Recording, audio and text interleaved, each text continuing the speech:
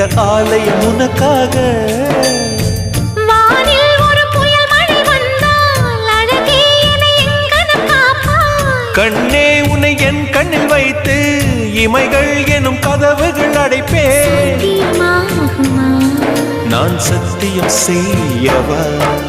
தொடு தொடுவெனவே வானவில் என்னை தூரத்தில் அழைக்கின்ற நேரம். Uva,